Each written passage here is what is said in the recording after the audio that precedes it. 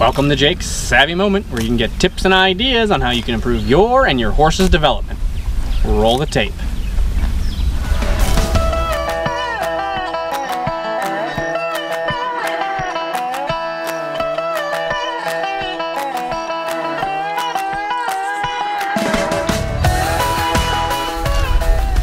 Today on Jake's Savvy Moment, we've got a special edition for you. This is an edition brought to you by Road to the Summit.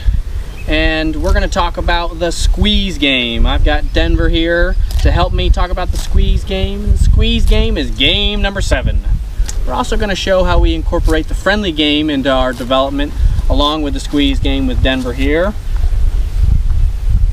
And the squeeze game is a straight line game. And we're going to start really simply along the fence here and show how we're going to take our horse from point A to point B, have them turn, face, and wait after they've come through, over, under, or on with a tight space involved. This tight space a lot of times can cause a horse to be unconfident.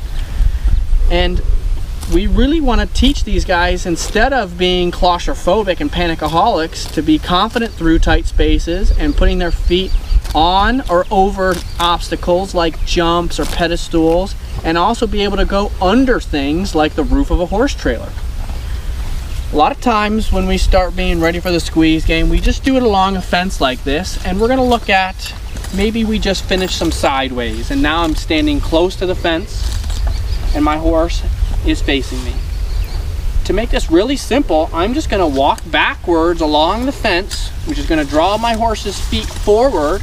I'm going to back away from the fence, lead, lift, swing 3 times if need be, step back to the fence, which is going to cause his hindquarters to roll away so he can face me. And then I'm going to finish by adding a yo-yo game to the end so he can learn to wait out there.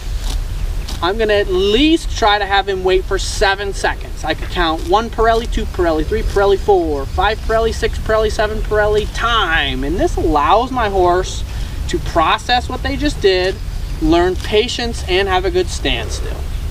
This is the friendly game just by leaving him alone. I could also play the friendly game with my stick and string to make sure that he maintains his confidence with my tools.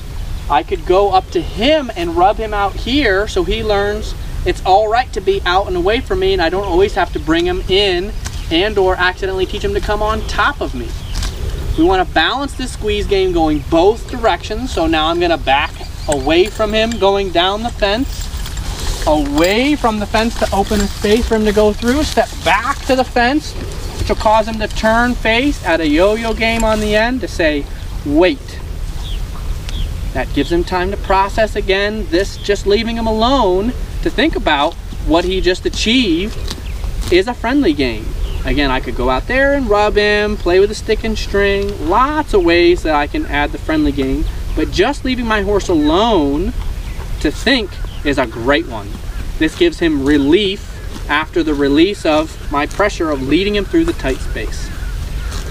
From here, we're going to move on. We're going to go look at some obstacles, starting with the bridge, and then we'll move on to maybe the teeter-totter and the pedestal. Okay, here we are now at the bridge, and we're going to play the squeeze game with the bridge. Now, he's got to squeeze over and in between the edges of it with this kind of invisible barrier that we're going to create from the sides that I don't want him to step off of there. Here he is again at point A. We're going to go from that and start with really easy. So I'm going to walk next to him as I drive him and lead him up and over till he turns face and waits. And then we're going to want to build to eventually we can stand on a longer line. This is a 22-foot lariat line where he could come from one side to the other and I could stand still and allow him to do the job or the task that I've asked of him. We're going to start with a lead. Allow his feet to get going. I'm going to follow. This would be in my beginning teaching phases. Turn, face, and wait. Okay. 1 Pirelli, 2 Pirelli, 3 Pirelli, 4, 5 Pirelli, 6 Pirelli, 7 Pirelli, time. do the other way, and then we'll see if we can do it from a further distance. Look, Denver's got the idea. We'll lead him up and over. I want to drive and create that straight line effect. Turn, face. My yo-yo game to block him so that he doesn't get swinging way out here, and learn to lean on the halter and the lead rope. Okay, now let's see if I can't get in position. Wait. Lead.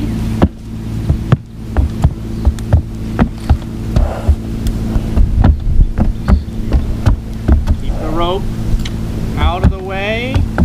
Allow him over. That's his curiosity and confidence.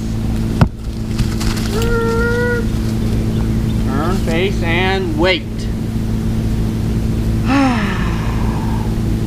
This waiting gives your horse time to process what they just learned.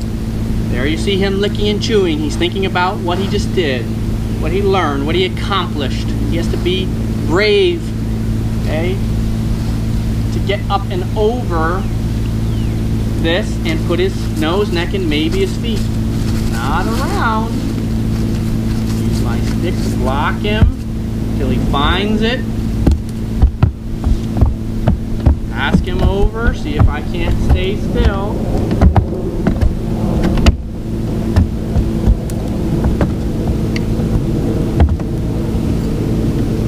Ask him on. Not over there, little boy. Not over there. Over there. He licked and chewed. So now we're creating a pattern, and we need to just refine as we go along, where he learns confidence at distance to look for that straight line path. By him resting there, he's learning that that's the sweet spot to be, not stepping off the side. As we kind of wrap up here, I'm going to put him over the teeter-totter and set him on the pedestal. And I just want you to remember that the squeeze game, again, is a straight line game from point A to point B, where our horse turns, face, and waits. We want to give him at least a good 7 seconds to have time to process, learn that ability to stand still. This has been another one of Jake's Savvy Moments.